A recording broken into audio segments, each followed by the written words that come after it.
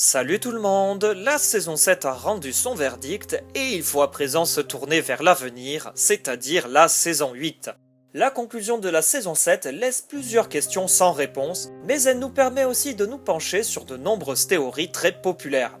Et aujourd'hui j'ai décidé de vous parler d'une théorie très répandue et qui justement, suite à la fin de la saison 7, reste totalement d'actualité. Je veux bien entendu parler de la théorie du Valonqar, théorie qui gravite autour du personnage de Cersei. Mais avant de réellement rentrer dans le détail, de quoi parle cette théorie? Dans la scène introductive de la saison 5, nous suivons la jeune Cersei qui, accompagnée de son amie, rend visite à la sorcière Maggie la Grenouille. Il s'agit d'une sorcière qui possède le pouvoir de lire l'avenir. Maggie lui demande de s'entailler le pouce à l'aide d'un grand couteau, puis elle suce les gouttes de sang et déclare à Cersei qu'elle peut lui poser 3 questions. Suite à ces questions, Cersei apprend qu'elle n'épousera pas le prince mais le roi, mais aussi qu'elle sera reine jusqu'à ce qu'une autre reine plus belle et plus jeune qu'elle prenne sa place et qu'elle lui prenne tout ce qu'il compte à ses yeux. Enfin, Maggie conclut en annonçant que le roi aura 20 enfants, mais que Cersei n'en aura que 3. Puis elle ajoute Gold will be their crowns. Gold, their shrouds. Voilà tout ce que prédit Maggie la Grenouille à Cersei dans la série. Sauf que la prophétie continue dans les livres, puisque Maggie ajoute « Et lorsque tes larmes t'auront noyé, les mains du Valonqar se resserreront autour de ta gorge blanche et te feront exalter ton dernier souffle de vie. » Une réplique aussi cruelle que capitale, mais qui est étrangement absente de la série télé. Si l'on regarde la prophétie en détail, on peut se rendre compte qu'elle s'est réalisée. En premier lieu, Cersei n'a pas épousé le prince, mais bien le roi Robert Baratheon. C'est d'ailleurs ce même roi qui aura 20 enfants suite à de nombreuses aventures amoureuses hors mariage, tandis que Cersei n'en aura que 3. Joffrey, Myrcella et Tommen, tous les 3 issus des relations incestueuses avec son frère Jaime Lannister. En annonçant la mort des 3 enfants de Cersei, Maggie la Grenouille avait vu juste. De plus, concernant la partie de la prophétie qui annonce qu'elle sera la reine, jusqu'à ce qu'une plus jolie et plus belle lui arrache tout ce qui compte à ses yeux, on peut évidemment penser à Margaery Tyrell. D'abord mariée à Joffrey, puis à Tommen, elle a su arracher ce qui comptait le plus aux yeux de Cersei, ses enfants.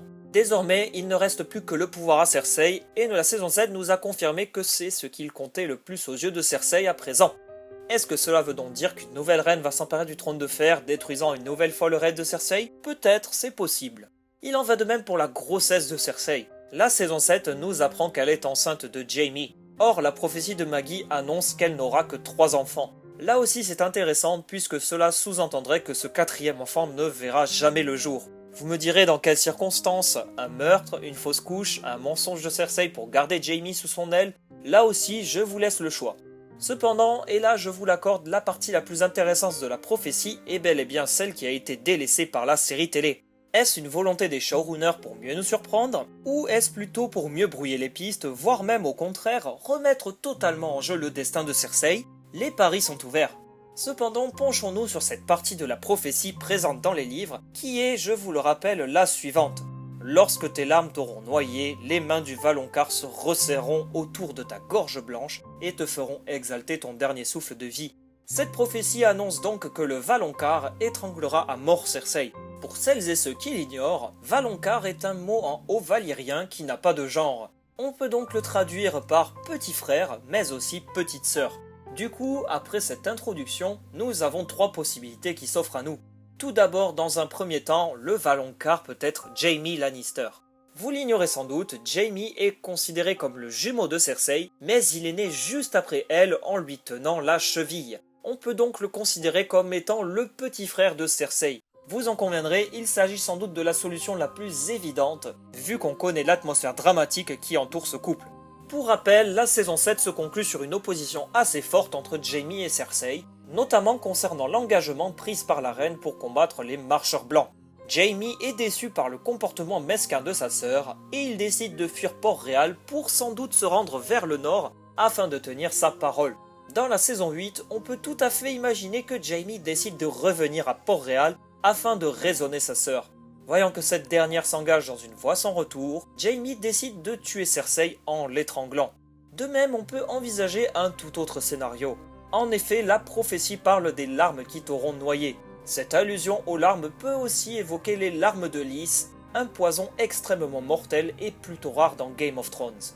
Il s'agit d'un poison sans goût ni odeur et qui se mélange parfaitement avec du vin ou de l'eau.